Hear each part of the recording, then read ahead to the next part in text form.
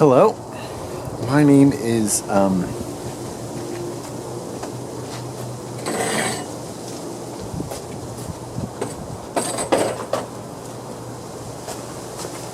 hi.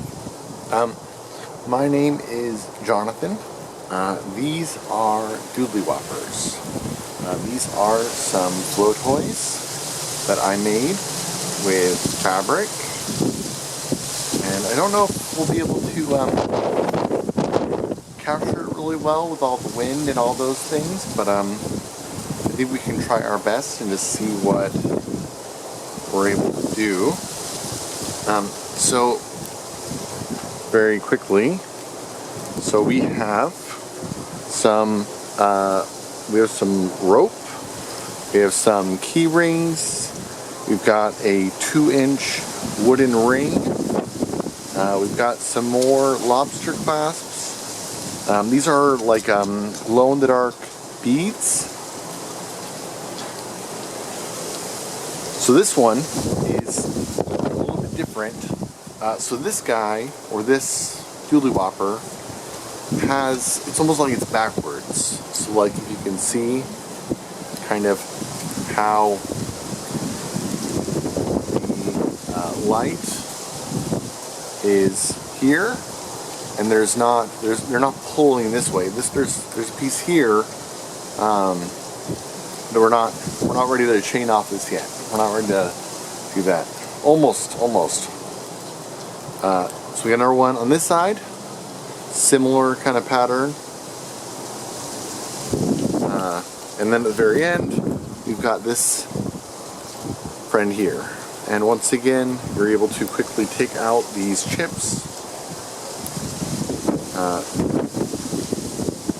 So you're able to open it up very easily, pull them out. I don't change my batteries anymore. These are rechargeable LEDs from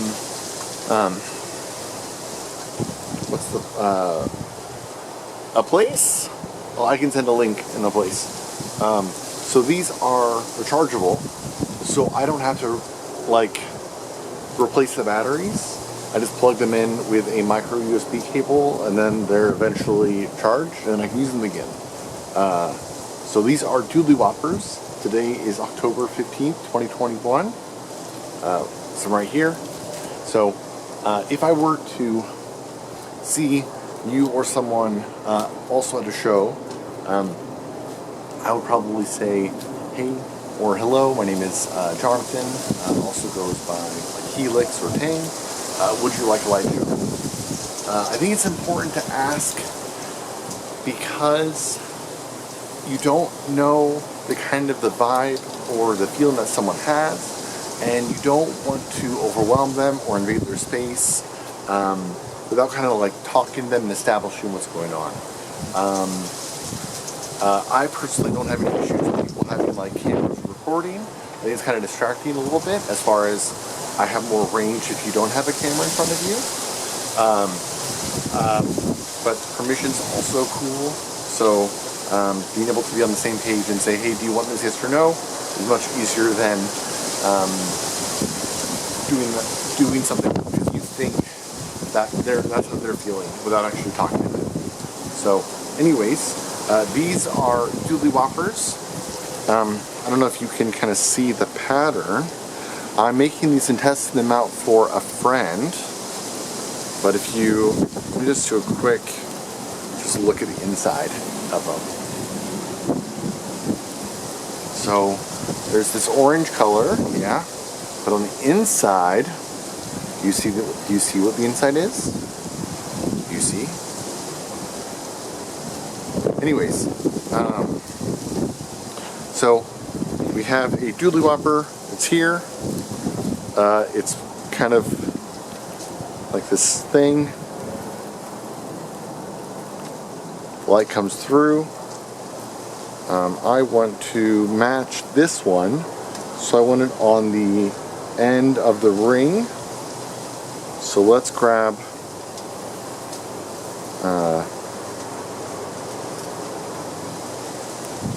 this here. Maybe we can do a twist there. Maybe we can do an alternate twist on this side. Great. So we've got our light back in its home. All right. Would you like a light show?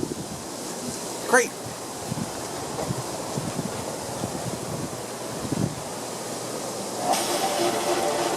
So this is a MP3 mix that I put on SoundCloud. It's called PiBreaker. It incorporates some very fast dance tunes with the explanation of how to approximate pi, the math instrument, which is the relationship between the radius of a circle and the whole circumference. So it's just kind of a nice way to have a nice baseline and also tickle brain things. So, thanks.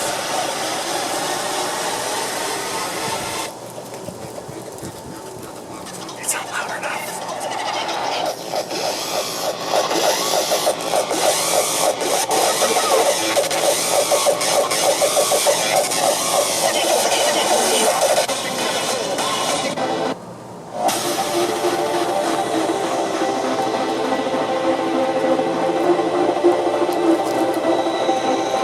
So this is a different way where you can kind of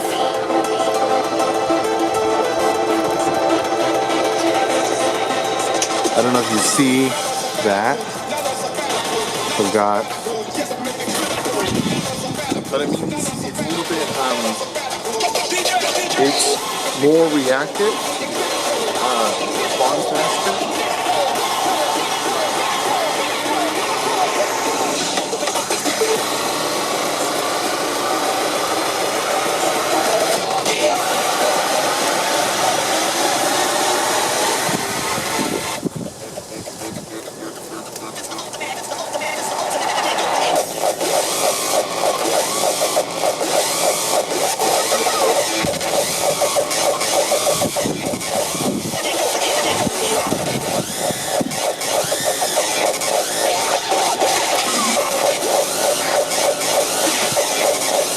And then you're able to kind of like move these hands out, and then you're able to have kind of more movement.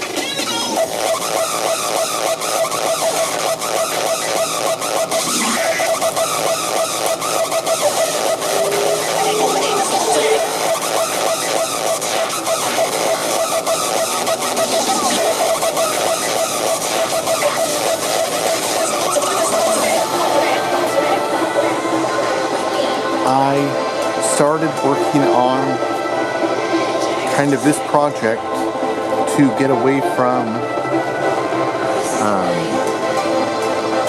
a system where I would break my cases all the time. Sometimes I have a limit on how much things can be on my hands. So having gloves means you can't do other things, and I don't like that. So this is a way to kind of have lights on your hands without gloves.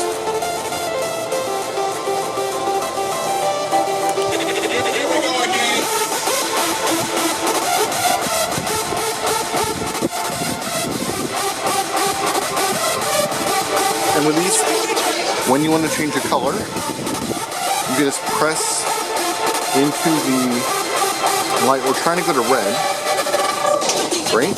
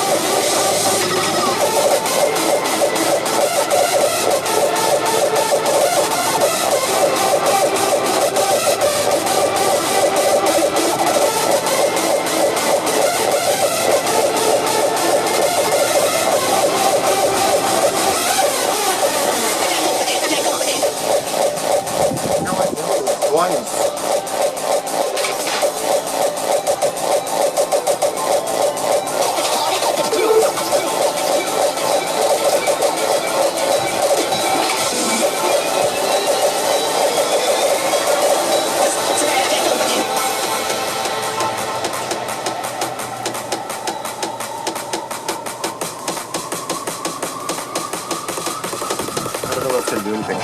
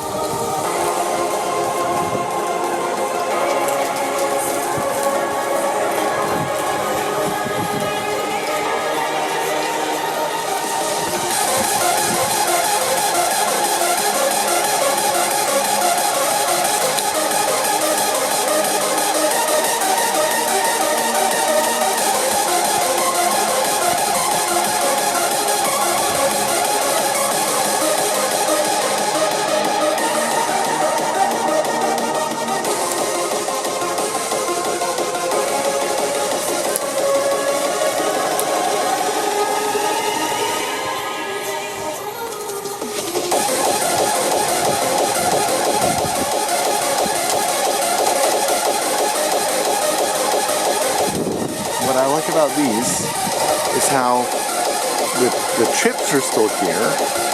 They are not broken, and like they're not. Like I've thrown toys that have been very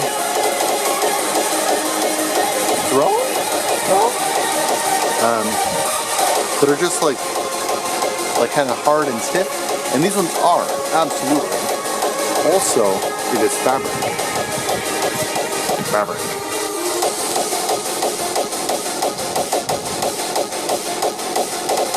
Maybe with a different color?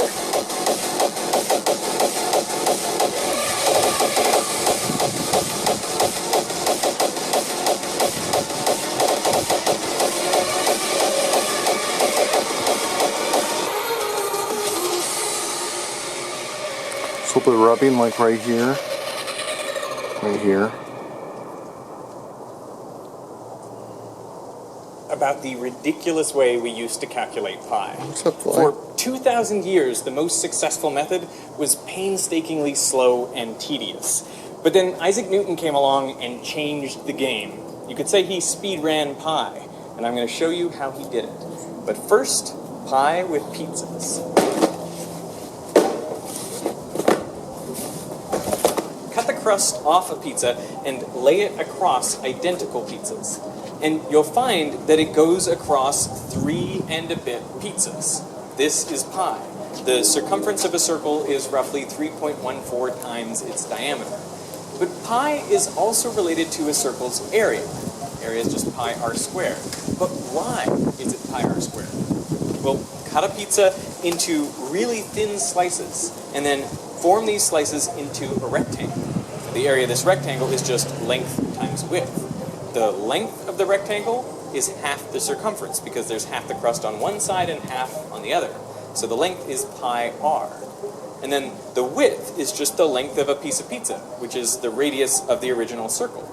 So area is pi r times r. Area is pi r squared. So the area of a unit circle, then, is just pi. Keep that in mind because it'll come in handy later. So what was the ridiculous way we used to calculate pi? Well, it's sort of the most obvious way. It's easy to show that pi must be between 3 and 4. Take a circle and draw a hexagon inside it with sides of length 1. A regular hexagon can be divided into 6 equilateral triangles. So the diameter of the circle is 2. Now the perimeter of the hexagon is 6, and the circumference of the circle must be larger than this, so pi must be greater than 6 over 2. So pi is greater than 3. Now draw a square around the circle. The perimeter of the square is 8, which is bigger than the circle's circumference, so pi must be less than 8 over 2. So pi is less than 4. This was actually known for thousands of years. And then in 250 BC, Archimedes improved on the method. So first he starts with the hexagon, just like you did, and then he bisects the hexagon to a dodecagon. So that's a 12-sided, regular 12-sided shape. And he calculates its perimeter. The ratio of that perimeter to the diameter will be less than pi. He does the same thing for a circumscribed 12gon and finds an upper bound for pi. The calculations now become a lot more tricky because he has to extract square roots and square roots of square roots and turn all these into fractions. But he works out the 12gon and then the 24gon, 48gon, and by the time he gets to the 96gon, he's sort of had enough. But he gets, in the end, he gets pi to between 3.1408 and 3.1429. So for over 2,000 years ago, that's not too bad. Yeah, that seems like all the precision you need in pi. Right, so this goes way beyond precision for any practical purpose. This is now a matter of flexing your muscles. You know, this is showing off just how much mathematical power you have that you can work out a constant like pi to very high precision.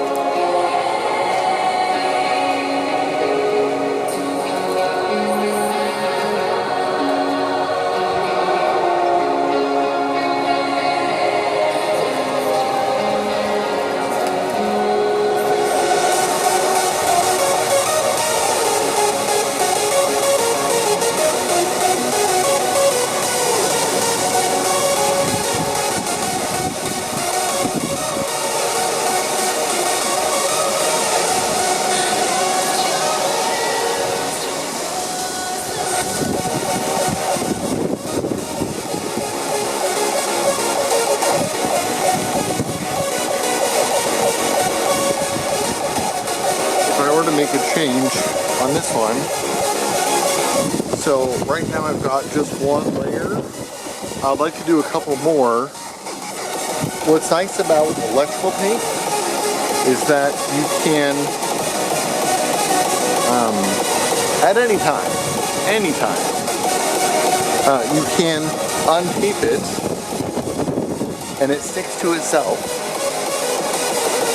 Yeah, you can untape it and retape it in a new spot. Reusing the tape. So like you don't have to again and again and again and again. It's the same. So this one is here. I'll do one or a few more Pretty up there, much. just one more Yeah. customized. Because shortly thereafter, we get Sir Isaac Newton on the scene. And once Newton introduces his method, nobody is bisecting n-gons ever again. The year was 1666, and Newton was just 23 years old. He was quarantining at home due to an outbreak of bubonic plague. Newton was playing around with simple expressions like 1 plus x all squared. You can multiply it out and get 1 plus 2x plus x squared. Or what about 1 plus x all cubed? Well, again, you can multiply out all the terms and get 1 plus 3x plus 3x squared plus x cubed. And you could do the same for 1 plus x to the 4 or 1 plus x to the 5 and so on. But Newton knew there was a pattern that allowed him to skip all the tedious arithmetic and go straight to the answer. If you look at the numbers in these equations, the coefficients on x and x squared and so on, well, they're actually just the numbers in Pascal's triangle. The power that 1 plus x was raised to corresponds to the row of the triangle. Right, and Pascal's triangle is really easy to make. It's something that's been known from ancient Greeks and Indians and Chinese, Persians. A lot of different cultures discovered this. All you do is, whenever you have a row, you just add the two neighbors, and that gives you the value of the row below it. So that's a really quick, easy thing. You can compute, the coefficients for 1 plus x to the 10 in a second instead of sitting there doing all the algebra. The thing that fascinated me when I started looking at those old documents was how even, I don't speak those languages, I don't know those number systems, and yet it is obvious, it is clear as day that they are all writing down the same thing, which today in the Western world we call